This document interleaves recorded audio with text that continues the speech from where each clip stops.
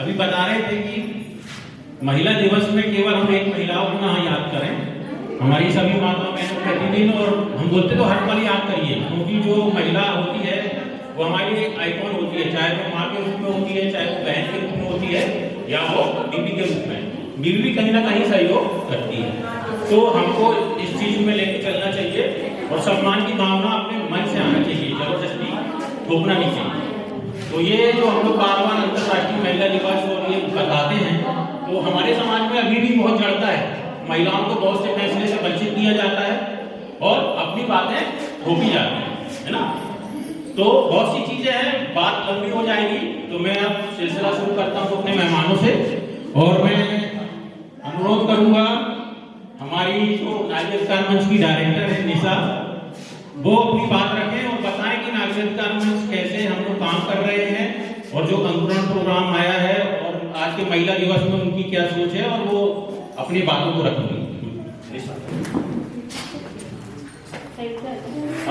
वहीं से बोल। बहुत बहुत धन्यवाद संचालक महोदय जी। सबसे पहले तो मैं अंतर्राष्ट्रीय महिला दिवस पे आप सभी को बहुत बहुत शुभकामनाएं देना चाहती हूँ, और हमारे नागरिक अधिकार मंच और NFI की तरफ से हम लोगों ने महिला अंतर्राष्ट्रीय महिला दिवस का आयोजन किया है, जिस कार्यक्रम में सभी उपस्थित सम्मानित मंच एवं मेरी सभी माताएं बहनें सभी को मेरा जय भीम और बहुत बहुत स्वागत है। अपनी बात शुरू करने से पहले मैं बता दूं महिला दिवस क्यों मनाया जाता है। महिला दिवस हर साल 8 मार्च को मनाया जाता है। महिला दिवस महिलाओं की आर्थिक, सामाजिक, राजनीतिक सभी क्षेत्रों में महिलाओं की भागीदारी हो, इस कारण इसीलिए महिलाओं ने ही बहुत पहले कई साल पहले 1919 में उन्होंने महिलाओं ने ही सभी ने मिलके और अपने ही अधिकारों के लिए लड़ी। जब से अंतर्राष्ट्रीय महिला दिवस का आयोजन किया गया और महिलाओं ने अपने अधिकारों के लिए लड़ाई लड़ी, जो 8 घंटे उनको नौकरी के लिए 8 घंटे कंटिन्यू उनको छुट्टियां नहीं दी जाती थी, तो उन्हीं सबको लेके उन्होंने एक महिलाओं ने मिलकर एक आंदोलन छेड़ा, जिस कारण से आज अंतर्राष्ट्रीय महिला दिवस मनाया जाता है। और अब हम सभी महिलाएं बराबरी से बैठकर सभी महिलाएं हर क्षेत्र में, अलग अलग क्षेत्र में अपनी भागीदारी निभा रही हैं।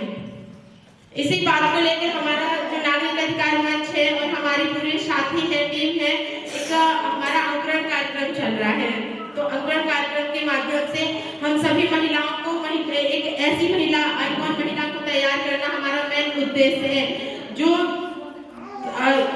बहुत ही संघर्षशील महिलाएं हैं, संघर्ष करके आज यहाँ निकल पा रही हैं, क्योंकि हर एक महिला जानती है कि महिलाओं को कितनी समस्याएं खड़ी होती हैं। उनके बचपन से लेके ही महिलाओं के साथ में शोषण होता है, कहीं ना कहीं उनका, मैं सभी का थोड़ा सा ध्यान चाहूंगी, क्योंकि एक महिलाओं के लिए लोग कहते हैं अंतर्राष्ट्रीय महिला दिवस, मेरे ख्याल से तो पुरुषों का तो हम नहीं कह सकते, क्योंकि पुरुष तो चाहते ही है कि हमारा अधिकार रहे, हमारा पुरुषों का ही अधिकार है हमेशा। लेकिन मैं हर महिलाओं को ये कहना चाहूंगी, हर महिला को अपने आप में एक आइकॉन बनना चाहिए, अपने आप में एक संघर्षशील महिला बनना चाहिए, और हर एक महिला का मान सम्मान करना चाहिए, क्योंकि एक महिला सबसे बड़ी जो महिला का सबसे बड़ा जो रोल होता है एक बच्चा पैदा करने का।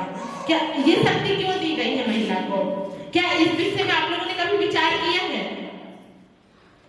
हम महिला होके और अपने ही ऊपर विचार नहीं कर पा रहे हैं कि हमें ये अधिकार क्यों मिले।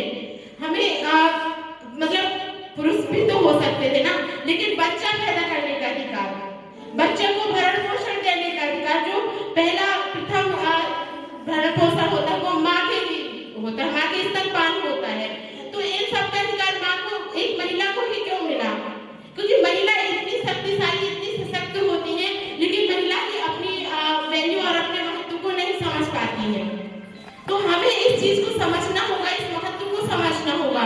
इसीलिए हमारा नागरिक अधिकार मंच हर घर में जाके, बस्तियों में जाके, महिलाओं के बीच में जाके अपनी बात रखते हैं, महिलाओं को बताते हैं कि महिला सिर्फ घर में चूल्हे चौकी तक की महिलाएं नहीं रहेंगी, महिला सिर्फ बच्चे या रोटी बनाने बस की लिए ये महिलाएं नहीं जन्मी हैं। महिलाएं अगर आप इतिहास उठा के देखें तो एक से एक क्रांतिकारी महिलाएं हुई हैं। आज हमारी महिलाएं सभी बैठी हुई हैं, बहनें बैठी हुई हैं। सभी को मैं बता देना चाहती हूँ कि पहले हम महिलाओं को पढ़ने का अधिकार नहीं था। आज आपकी बहन बोल पा रही है, तो क्या ये मुझे पहले से अधिकार था? मेरे जन्म से अधिकार था? इससे भी हमारे पूर्वज हुए हैं, हमारे कई पीढ़ियां बीत गई जिन्हें पढ़ने का अधिकार नहीं था, ना कि बराबरी में बैठने का अधिकार था। महिलाओं की तो इतनी बेकार दुर्दशा थी, इतनी बेकार दुर्दशा थी, लेकिन आज महिलाएं पढ़ पा रही है, बैठ पा रही है, तो ये किसकी बदौलत है? हमारे सभी को भारत की प्रथम महिला शिक्षिका को जानती होगी, अगर नाम सुना हो आप लोगों ने, तो राष्ट्रीय माता सावित्रीबाई फुले जो प्रथम शिक्षिका हमारी हुई। क्या उन्हें कहां से पढ़ने का अधिकार मिला होगा? उनको कोई ऐसा वो नहीं मिला, लेकिन उनके अंदर उनकी इतनी 13 साल की उम्र में उनकी शादी हो गई। जब छोटी बच्ची थी, जब खेलने के दिन रहते थे। आज की हमारी बेटियां हैं तो अपने महत्व को नहीं समझ पा रही है। वो कॉलेज पहुंचने के बाद भी मतलब वो अपनी लाइफ को सीरियस ही नहीं लेती है। लेकिन वो 13 साल की बच्ची, उसकी 13 साल की बच्ची को हाथ में बेड़ियां बांध दी जाती है, चूड़ी पहना दी जाती है, ताकि वो शादी हो जाए। शादी के बाद महिला घरगृहस्थ में बन जाए। लेकिन नहीं, हमारी माता राष्ट्रमाता सावित्रीबाई फुले ने अपने पति के सहयोग, उनके साथ उनके पति ने उनका सहयोग किया।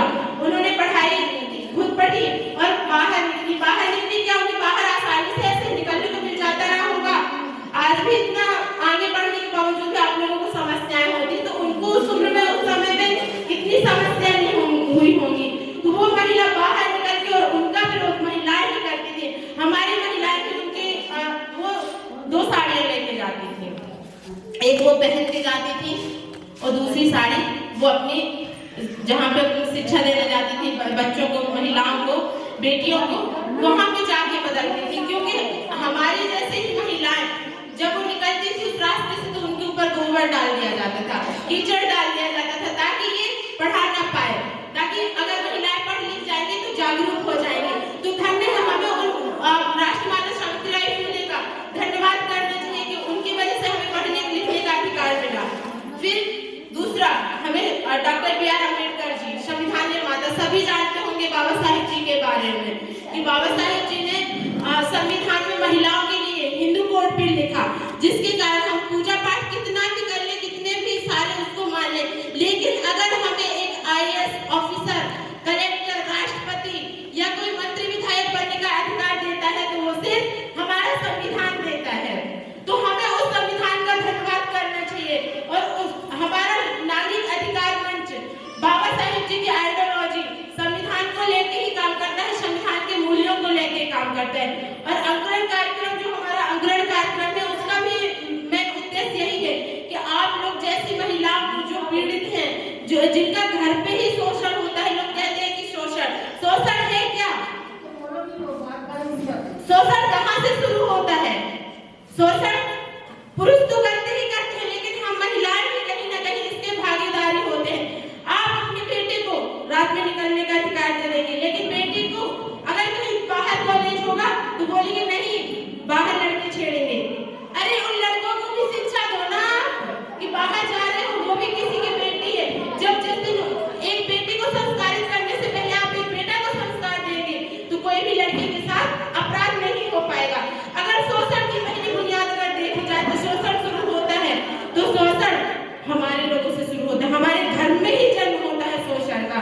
बेटी की परवरिश अलग होती है, बेटी की परवरिश होती हो, कब हम समानता लाएंगे, कब हम अधिकार समझेंगे? ये चीज हमें समझना होगा कि हमें अपने अधिकार को, अपने महत्व को समझना होगा। इसीलिए सिर्फ नागरिक अधिकार का एक ही मेन उद्देश्य है, महिलाओं को इतना तैयार करना कि वो अपने अधिकार को समझे और बेटा बेटी में कोई भेदभाव ना करे। इसलिए नागरिक अधिकार लगातार बस्तियों में जाके काम कर रहा है, आप लोगों के बीच में, महिलाओं के बीच में, बच्चों को, यूथ को तैयार कर रहा है। तो नागरिक अधिकार में कोई अलग से नहीं, भी कोई अलग से वो कर रहा है, तो इस चीज को आप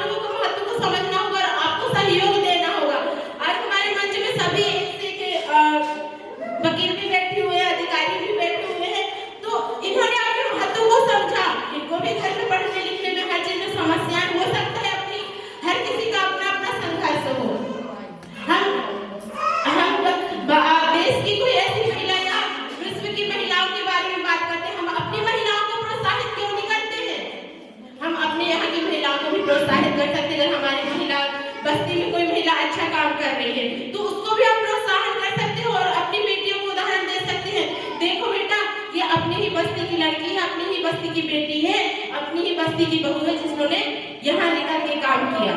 तो अपने महत्व को समझिए आप लोग।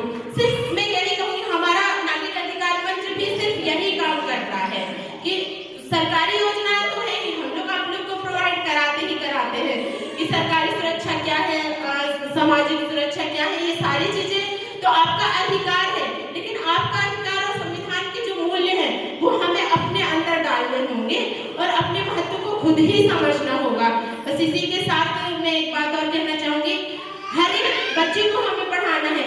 हर एक माता घर की पढ़ी लिखी जो माता होगी घर की भाग्य विधाता होगी, क्योंकि एक पढ़ी लिखी माता ही अच्छे समाज का, एक परिवार का निर्माण करती है। दो कुल को, एक बेटी जो होती है वो दो कुल को चलाती है। बेटा तो एक ही कुल को देखता है, एक ही वंश को देखता है, लेकिन बेटी जो होती है दो कुलों को चलाती है। ससुराल और मायका दो पक्ष को जोड़ के रखती है, तो समाज को जोड़ के रखती है। इसलिए हमें अपने अधिकार को जानना होगा और एक बार फिर से पढ़ी लिखी जो माता होगी वो घर की भाग्य विधाता होगी। जय हिंद।